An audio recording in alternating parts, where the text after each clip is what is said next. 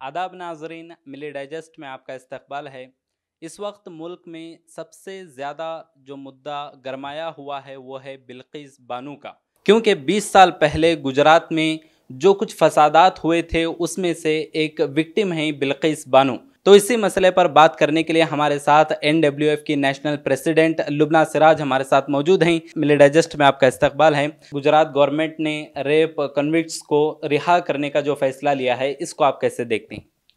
पहले तो जैसे ही उनकी रिहाई की न्यूज़ हमारे मीडिया के माध्यम से बाहर आई थी, तो बहुत ज़्यादा अफ़सोस था, रंज था और मुझे लगता है बिट्रियल था। बिट्रियल क्योंकि ये जस्टिस का बिट्रियल था। वो जस्टिस जो सुप्रीम कोर्ट ने बिल्किस जी को दिया था, इतने सालों की जद्दोजहद के बाद जैसे तैसे उनको इंसाफ मिला था, वो इंसाफ मिलने के बाद ये कॉन्विक्ट्स का बाहर आना, ये इसमें ही एक बहुत बड़ा सवाल ठहरा करता है कि क्या आज हमारी बेटी हमारे माशरे में सुरक्षित महसूस करती है। हाँ, नारी हूँ पर क्या मैं सुरक्षित हूँ, ये एक बहुत बड़ा सवाल है जो हुकूमत के आगे ठहरा हुआ है। 15 अगस्त के मौके पर लाल किले पर नरेंद्र मोदी जी ने स्टेटमेंट दिया, तो वो सब लोगों ने देखा है। तो ऐसा लगता है कि वो स्टेटमेंट जो है नमक पर ज़ख्म पर नमक छिड़कने के बराबर है। तो इस स्टेटमेंट को और ये जो फैसला हुआ है, इसको आप कैसे देखते हैं? हाँ, मुझे तो बहुत ही शॉकिंग लगता है कि हमारे आदरणीय प्रधानमंत्री जी जो हैं लाल किले पे ठहर कर आज़ादी का अमृत महोत्सव के दिन बड़ी बड़ी बातें करते हैं कि नारी शक्ति, नारी सम्मान, संकल्प लेना चाहिए वुमेन एम्पावरमेंट को लेकर। मगर हम जब यही चीज़ शाम के टाइम हम लोग देखते हैं कि एक बहुत बड़ा संगीन जुर्म के ताल्लुक से कॉन्विक्ट्स के रेप कॉन्विक्ट्स को रिहा किया जाता है, यही आप एक में एक कॉन्ट्रडिक्टिंग स्टेटमेंट है, क्योंकि सेंटर और स्टेट में भी वही हुकूमत है जो चल रही है। तो ये एक बहुत ही क्वेश्चन मार्क है गवर्नमेंट के लिए कि they do not practice what they preach.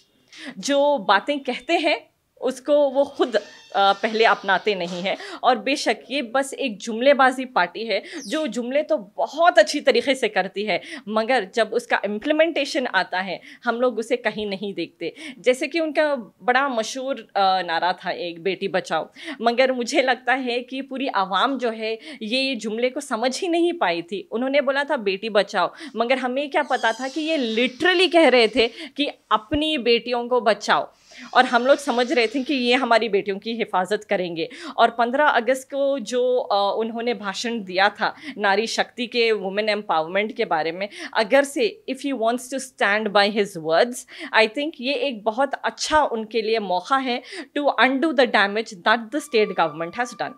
तो इस मौके पर यह भी चीज़ है कि जो बिल्किस बानो ने 20 साल से जो लड़ाई लड़ी थी, तो यहाँ पर लोगों का ये मानना है कि उन्होंने जो लड़ाई लड़ी थी वो पूरा इंसाफ उन्हें नहीं मिल सका है। तो ये क्या वाकई में ऐसा है कि जो इंसाफ की वो लड़ाई लड़ रही थी वो इंसाफ पाने में नाकाम साबित हुई?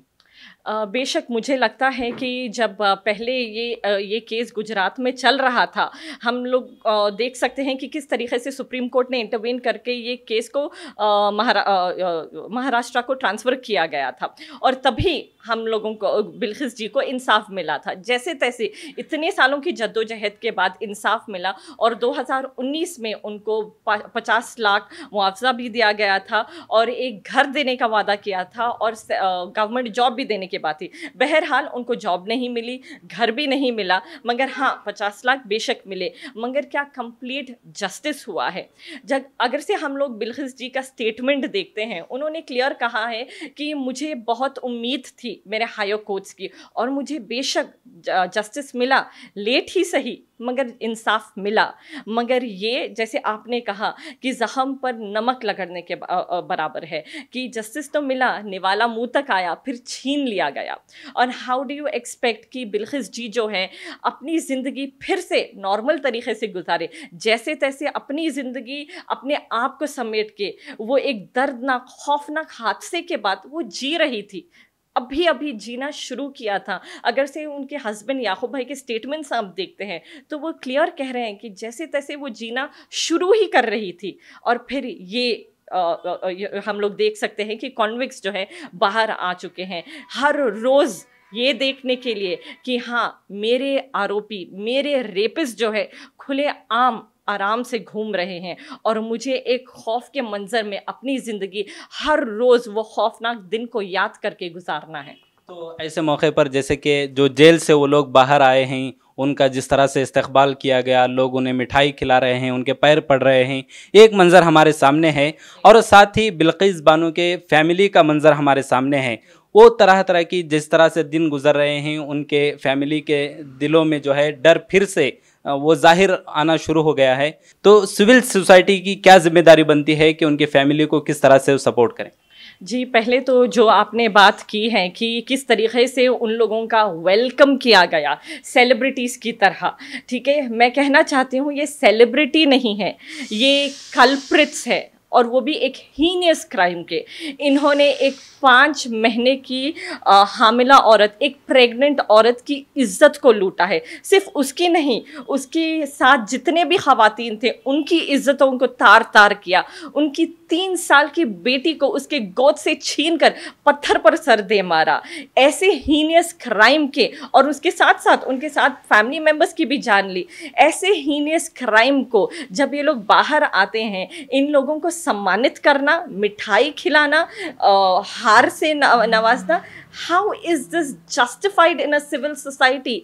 आई थिंक अगर से ये तमाम वाक़या आपको आपका दिल नहीं दहला देता, if this does not send you chills down your spine, then I am sorry, मुझे कहना पड़ रहा है कि आप में इंसानियत ही नहीं है। You have failed on humanitarian grounds. आप में ह्यूमैनिटी बची ही नहीं है अगर से you don't react in the sense of any form, even a tweet. अगर से आप सिर्फ बोलना चाहते हैं कि हाँ ये गलत हुआ है, at least do that. My appeal to the civil society is कि ठहरिए, अपनी आवाज़ों को बुलंद कीजिए, अपनी आवाज़ों को अपनी सबसे बड़ी ताकत बनाइए। दिस इज़ वॉट हर एक बेटी हमारे मुआशरे की needs. This is the strongest support system that we can be in Bilkis struggle. ये अकेली जद्दोजहद, इतने सालों की जो लड़ाई उन्होंने लड़ी है, let us not let it go in vain। हमें चाहिए कि as a society, civil society, as a responsible citizen हमारी जिम्मेदारी पूरी करें और हम इस मुद्दे पर ख़ास तौर के अपनी आवाज़ों को बुलंद करें और बिल्किस जी के साथ खड़े हों और ये कहें कि जब आपके ऊपर वार हुआ है, हर एक ख़वातीन के ऊपर वार हुआ है। तो यही हमारा पैगाम होना चाहिए कि एक बेटी पे वार, हर बेटी पे वार है और हर वो बेटी बिल्किस का साथ देगी जब कभी इनजस्टिस कहीं पर भी किया जाएगा। तो मैम, यहाँ पर एक सवाल ये भी आता है कि जिस तरह से गुजरात में आइंदा साल इलेक्शन होने वाले हैं, तो इस सब मामले का क्या इलेक्शन से कोई ताल्लुक़ हो सकता है? हाँ, मैं पहले ये कहना चाहूँगी कि ये एक क्लियर विक्ट्री है कम्युनल पॉलिटिक्स की जस्टिस के ऊपर। और हाँ, जैसे कि आपने बोला कि आने वाले साल जो हैं गुजरात के इलेक्शंस हैं, it might be political motivated. हमने देखा है कि बीजेपी ने जब कभी इलेक्शंस लड़े हैं वो कम्युनल रिलीजन पॉलिटिक्स के ऊपर ही जीते हैं। अगर से हम लोग डेवलपमेंट की बात करते हैं तो वो दूर दूर तक हम लोगों को डेवलपमेंट का डी भी नहीं देखने को मिलता। वो चाहे अगर से बेरोज़गारी की बात हम लोग करें, नौजवान सड़कों पे हैं, उतर चुके हैं कि हमें जॉब चाहिए। औरतें जो हैं सड़कों पर उतर चुकी है कि हमें सिक्योरिटी नहीं मिल रही है। जीडीपी मुल्क की हमारी गिरती जा रही है, रुपये के करेंसी गिरते जा रहे हैं और फिर भी ये हुकूमत जो है सिर्फ कम्युनल पॉलिटिक्स करना चाहती हैं। So yes, it might be political motivated as well. Milli digest channel पर क्लिक करके सब्सक्राइब करें। हमारी हर वीडियो आप तक पहुंचने के लिए बगल के बेल आइकन को ज़रूर दबाएं और दूसरों को शेयर करना ना भूलें।